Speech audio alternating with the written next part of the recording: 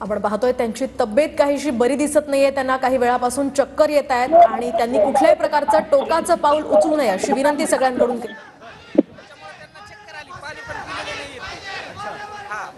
आता त्यांना पाण्याची गरज आहे का?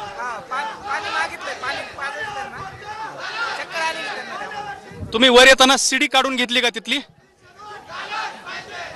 पण मग आता भूमिका काय तुमची? त्यांचं म्हणणं काय? तुमचं त्यांच्याशी संवाद चालू आहे, ते अनुभव म्हणतात काय आता?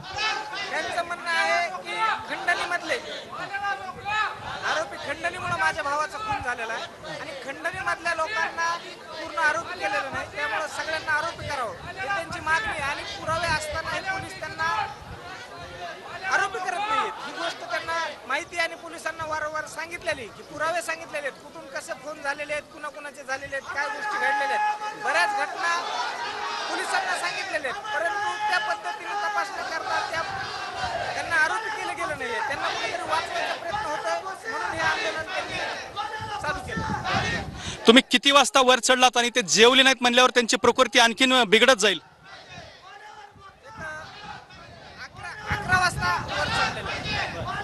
त्यांनी जेवण केलेलं नाही म्हटल्यावर मग त्यांची प्रकृती जास्त बिघडेल आणखीन. त्यांना पाणी देणार आहेत, पाणी सांगितलं. तुम्ही सोबतच होतात का सकाळपासून? नाही, आत्ता सोबत आलो. डिप्रेशन मध्ये वाटतं तुम्हाला ते? डिप्रेशन मध्ये तर आहेतच. तर अशा पद्धतीने आपण बघू शकता की हे त्यांचे दोन सहकारी आहेत, ते धनंजय देशमुख यांच्या सोबत आहेत. धनंजय देशमुख यांची प्रकृती जी आहे ते बिघडल्याचं सुद्धा ते या ठिकाणी सांगतायत.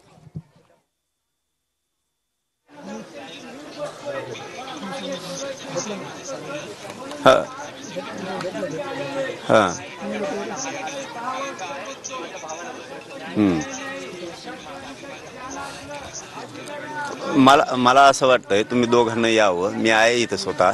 यांना थोडंसं वरती गेला, जीव नको जायला एखाद्याच्या लेकराचं. हा या.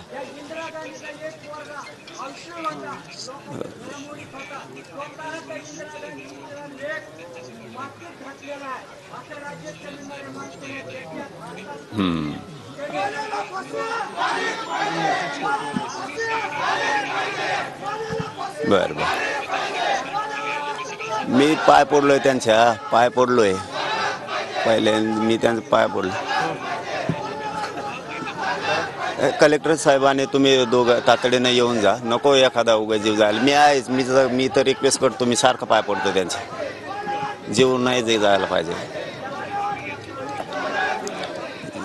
तेली साहेबांना पण बोलवा, कारण उद्या तरी काय इथं जर जीवच एखाद्या जाणार असतात काय, उद्या येऊन जावा म्हणा साहेबांना.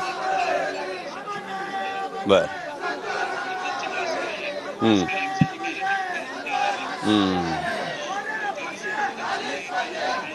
पुण्याहून कोण निघालंय आत्ता? बर, घ्या लवकर घ्या तुम्ही, या तोपर्यंत मी रिक्वेस्ट करतो यांना. ओके यार, घ्या रे, मला हे ना, मी म्हणतो बघूच ना आपण रे, हे सरकार गेलं खड्ड्यात, सगळे पोलीस गेले. यायले पुण्याहून कोणीतरी अधिकारी नाही, दुसरे पाटील आहेत काय पाटील. वरिष्ठ अधिकारी जोपर्यंत तिथं येत नाहीत, ते काहीतरी ठोस निर्णय सांगत नाही. आता ज्या मागण्या येतात, प्रश्न आंधळे सोडता बाकी सगळ्या गोष्टी फक्त प्रशासनाच्या हातातल्या येतात. तिथं वेगळं काही करायची गरज नाही. प्रशासन काहीच करत नसलं तर आमची विनंती, आम्ही 1-1:15 पर्यंत वाट बघणार आहेत, त्याच्यानंतर आमचा निर्णय आम्ही घेणार. पण आता कलेक्टर आणि एसपी मसाजोगले यार इथं हात घालायचा, असं फेकायचं, हळू हळू फेका, एनर्जल टाका.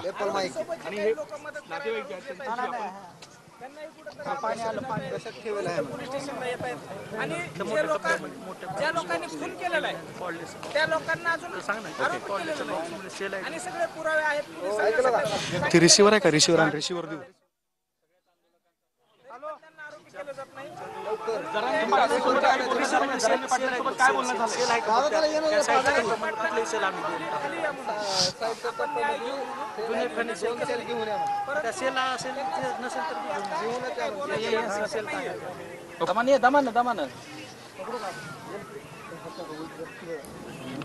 तर धनंजय देशमुख आणि त्यांच्यासोबत त्यांचे दोन सहकारी 11च्या दरम्यान हे तिघही या पाण्याच्या टाकीवर चढलेले आहेत. या परिसरामध्ये या 2 पाण्याच्या टाक्या आहेत आणि ज्या ठिकाणी धनंजय देशमुख पाण्याच्या टाकीवर चढले त्या ठिकाणी त्यांनी शिडीचा जो भाग आहे तो काढून टाकलेला आहे, जेणेकरून खालून कोणीही वरती चढू नये. मात्र धनंजय देशमुख यांची प्रकृती थोडीशी अस्वस्थ आहे आणि बाजूच्या पाण्याच्या टाकीवरून त्यांच्यापर्यंत पाण्याची बॉटल